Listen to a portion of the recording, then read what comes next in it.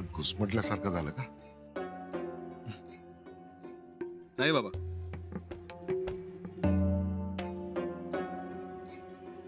आपण मनानं मोकळे असलो ना की कुठेही मोकळं वाटतं. खरंय.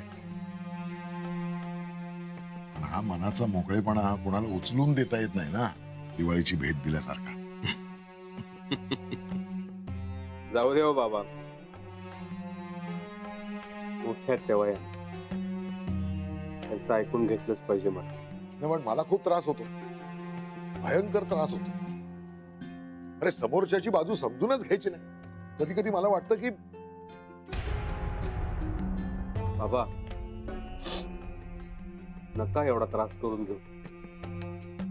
त्यांच्या तक्रारी कमी होतील बाबा. तक्रार करणं हा स्वभाव आहे वैभवा. तक्रारीची कारणं बदलतील फार तर. मी आतापर्यंत घरात काहीच बोललो नाही,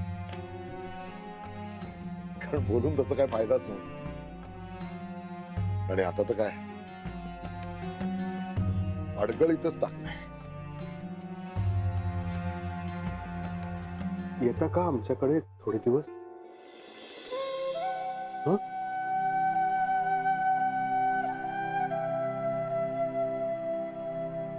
नाही नको.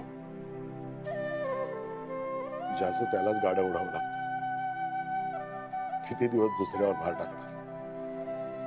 पण तू ज्या पद्धतीनं सगळं सावरून घेतलंस ना वैभवा,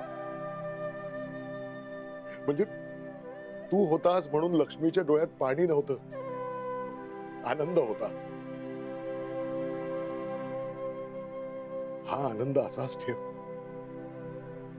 सासरी गेलेली आपली मुलगी सुखात आहे, याहून अधिक एखाद्या बापाला काही नको असतं.